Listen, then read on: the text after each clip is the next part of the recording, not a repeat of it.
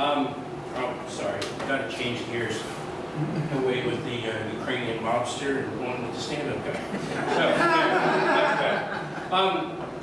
how many parents we have in the audience tonight? A couple? Well, I don't want to upset y'all, but I might be telling some secrets tonight. I just want to be honest. I grew up with wonderful parents. Mom, stepdad, greatest people in the world. They guided me, they helped me, they knew everything. They were always there for advice. I have 3 children. I am not that parent. I'm a horrible parent. My biggest thing with my kids, your fucked up life isn't going to be my fault. And I love my job. I love my job, I love my wife, I love my kids, I love my everything. But at least one day a week, I think, would riding the rails as a hobo be that fucking bad? So when my kids come to me when they were younger and they said, Dad, what about? Do what's in your heart. Do what you want to do. Well, I've been dating this girl. Well, what does your heart tell you? I'm not going to give that, because when the divorce happens, it's not my fault. Because I do remember, as a child, looking back, I remember the key points my parents gave me. You should. But they always supported me. My mother, I love her, signed papers for me to join the Army at 17. I am not kidding. I have a 32-year-old son I'm pretty sure doesn't brush his teeth. He's a great guy. All 3 of my kids have careers. They have educations. They're amazing. And I always want to be there for my kids, but I'm also kind of a hothead. You know, hey Dad, someone took my lunch. I'll kill that fucker. What?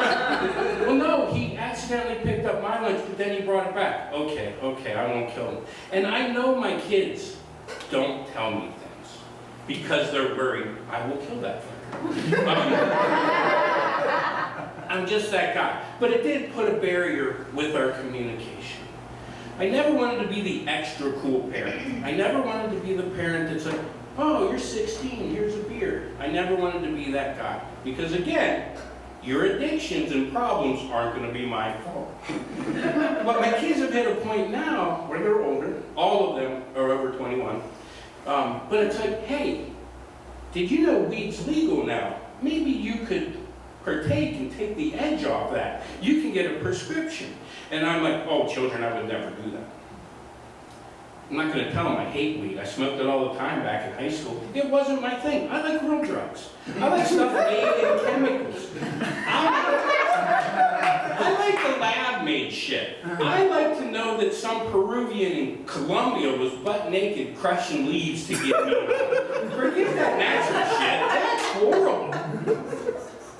You know, I would like to point out that I'm Generation X, not Generation Molly. Fuck that shit.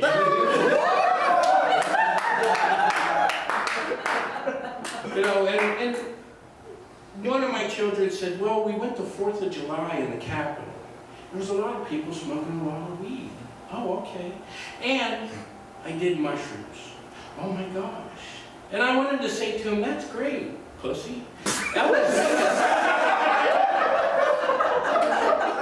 Mushrooms are cute, don't get me wrong. I like a good mushroom high. It's fine, it's not bad. But man, strapping on half a sheet of acid, that's next level. When you know you put that piece of paper on your tongue and you are checking out for the next 12 to 14 hours,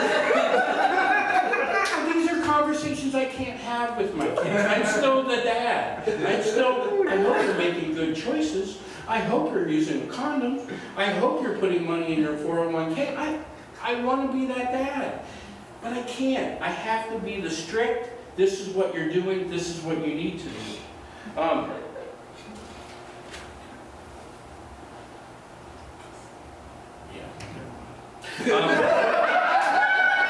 do want to say one thing. I've taken a stand-up class 3 times now. And everything you saw on stage today is kind of Luke's fault. The third class, I'm here with the notebook. And we said, dude, you're horrible at reading. Just say shit. So I missed about half my joke. And let me go ahead and leave you with one last thought. And I do tell my children this. I tell them regularly. Please understand, it is not what you do. It's what you get caught doing. All right.